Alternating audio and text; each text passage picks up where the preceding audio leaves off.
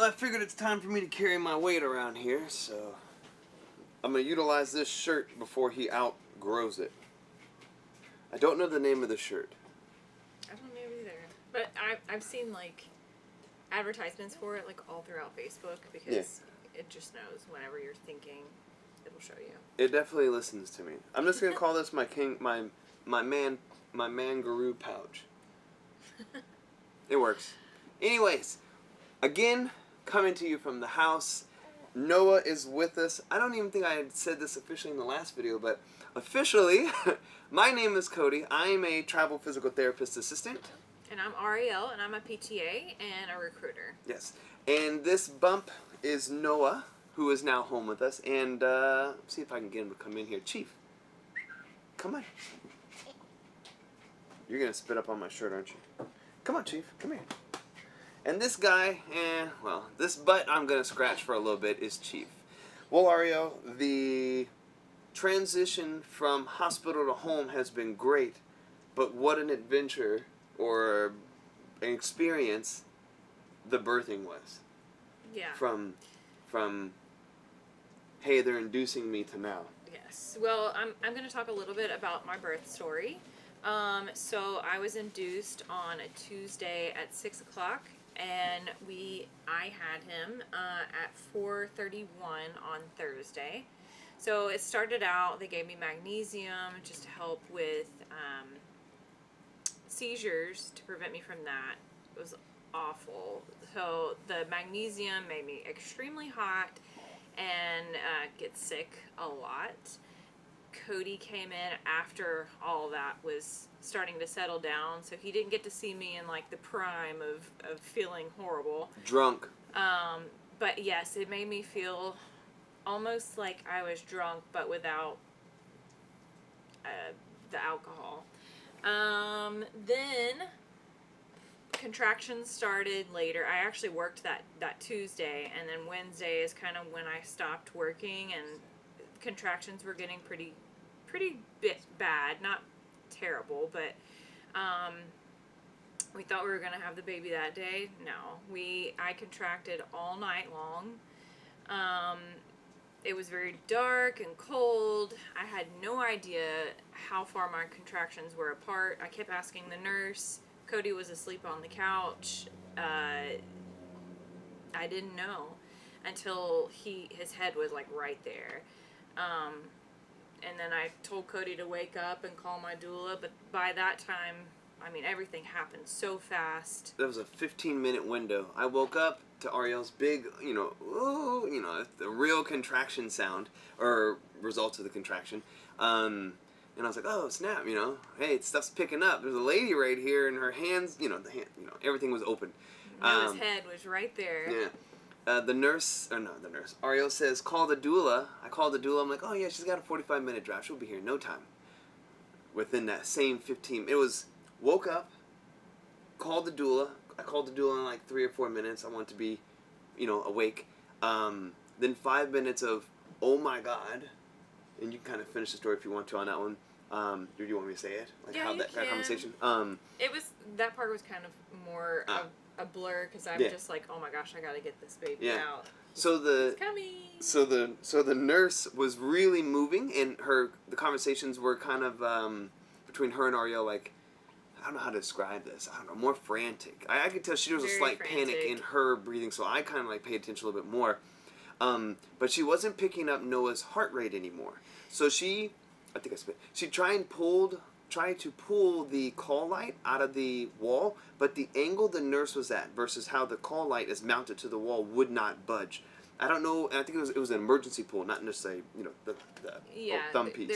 Whenever you pull it out the cord out the wall, like all the nurses just come in at once, like an emergency response. Right, yeah. And we heard that I think 2 times before yours, and I was like, the sound of it was like a herd of people. Running. Yeah, and I was like, oh, I don't want that here. No. It happened. Yeah. That lady could not get it out, and when I tell you, she leaned over the bed and pulled with all her might and snapped. Had I known, I went and pulled it, but I was frozen too. A group of people come in, a little bit of confusion. It was NICU was called in, but then C-section was called, which cancels out NICU. So when C-section came in, and saying, hey, we're about to do this, the lady makes an audible and looks at Ariel and says, you have less than 2 minutes to push this baby out.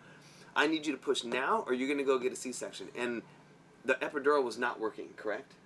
I could feel everything. No. I don't know if it was working. I mean, I would press the button and I could feel medicine moving, but I could feel everything in my legs. So we just endured what we could. Yeah. So I keep telling. Now I don't remember what I was telling people. It was the truth what I was telling them, but now I feel like the numbers are going to be skewed a little bit. It was 5 or 6 deep breaths, and Noah was out within 2 minutes of that lady's comment of basically threatening Ariel with a C-section. Then... Yeah, well, C-section team wasn't there. Who came in? NICU. Okay, NICU came... What was the confusion? So NICU came... One of them got canceled. But did somebody from C-section come in? I don't know. I can't remember anywhere. It was a lot. It was hectic. And then Ariel, Noah's out. I have one camera on Ariel, the other camera on Noah, and I go over there and kneel next to Ariel. Well, I can't kneel. It just bothers me to do it. It's been bothering me since high school. I sit down, and Ariel, you can kind of chime in on this one. She asks, how's my baby? But not at this tone. I kept trying to ask, like, how is he? I couldn't hear him. It was very scary for me. Cody's head was just down. I thought he was about to pass out. I didn't want to look at all the stuff anymore. I feel like my voice was so low because of basically, like, me grunting so hard to get him out. I feel like I lost my voice. And I felt very weak all of a sudden. So I set the cameras up soon as Noah came out. On the camera, about a minute and 10, maybe a minute and 5 seconds goes by. It took me at least 20 seconds to set the cameras up, because I never had the settings right, because I didn't expect this to happen that fast. By camera in my time, it was a minute and 30, but I swear I felt like it was 2 minutes and 30 seconds of silence from this guy. And in the camera, I don't know if you could see it because I think Noah's private parts kept showing up, so I had to keep cutting it. The longest minute and 30 seconds of silence from him, and all of a sudden I heard the cry out. When Ariel said, how's my baby? She asked twice. I heard it loud and clear, and I was like, I'm going to ask too. And another part of me said, don't bother, because it was that quiet. And I was just like, he didn't make it. And nobody was answering me. And I don't know if anybody could hear Ariel. I think maybe they should have, because I can hear. It was loud. I think enough. it was the franticness of the situation. There's at least 8 people there at that when that call line got pulled. Yeah. Well, I mean, also they were trying to grab Noah, and nobody had scissors to cut the cord, which I didn't want. I wanted delayed cord clamping, but with emergency everything, pretty much everything I wanted was just out the window. Yeah. And at that point, I wasn't even thinking of like my wants and my needs. I was do what you have to do to save my baby. Yeah. When he cried out, I exhaled. I was like, good. So now what? Yes. But the emotions of, I was so happy to see my baby. You know, they held him up for maybe 2 seconds. If that. The worst part of it was probably they took him and it was just complete silence. Yeah. The deafening silence almost. Yes. So then I think, I don't know, you're 8 to 10 hours before we got to go see him? It was the next night, for sure. I went and saw him. I don't think I videoed that, but it was just cords. And I went in and I looked. I was happy to see him. He was moving. He was breathing. I was like, cool. I'm going to wait for anything else to happen with Ariel, because I want to share that. I want to share some of that experience with her. But it was great. So, we're out of the hospital. Separation anxiety, how was that? Terrible. We got split by an aisle. Yeah, I wanted to see Noah every chance that I had, but I was also pumping every 2 hours. So my schedule was between every 2 and 3 hours, and then later it became at night I could have a 5-hour break. There were multiple times that I felt engorged. I didn't really know what that was supposed to feel like, but that meant that I needed to pump before that feeling. What we learned while we were in NICU, because I wanted to exclusively breastfeed, Yeah. just for the benefits of it. But I also wanted him to be able to feed Noah whenever possible. Yep. So I changed my mind and we decided to incorporate bottles for a while, especially because he needed to get extra calories into his food. Yeah. So that was the importance of the bottles, and we learned that there's really not such a thing as nipple confusion, but a preference over the bottle over breast. And ease of access versus I have to work. Yes. Well, so what you have to do is like a paced feed where you lay them on their side, and gravity doesn't help like spew the milk out. Mm. But breast milk is better for him because he gets all those antibodies from me. Yeah. And then I didn't even know this, but one of the NICU nurses talked about the importance of it. If Noah is sick or if there's anything I don't know how. I'm not going to challenge her. I'm not going to go Google it behind her. But if he's sick or if something is unwell, the nipple can detect that through his saliva and change. Not like I don't the formula of breast milk. Yeah, the X, Y's, and Z's. It's still going to be the white milk looking stuff, but within it there's less and more and whatnot. I thought that was pretty neat. But man, it's kind of tough when Ariel got home and I got to be part of the real feed. We no longer had the nurses that waited on Ariel hand and foot. They didn't help you with your diaper changes, but when you needed milk, boom, milk came. Now they had to mix it in the lab. Oh, that's right. And now we have a formula here where we put his little cartridges into a cup of water into the microwave for 2 minutes.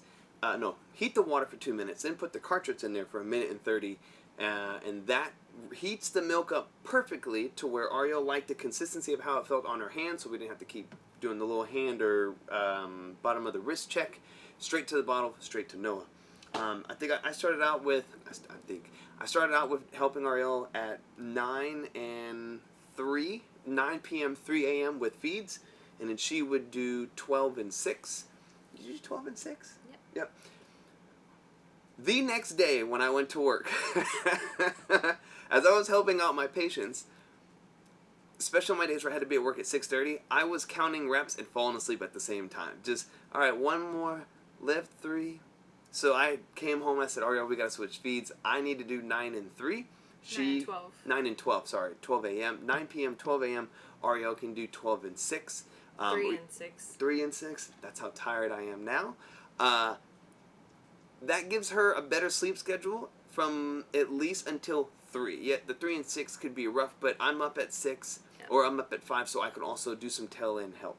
But other than that, I'm at work and she's at work while you're on maternity leave.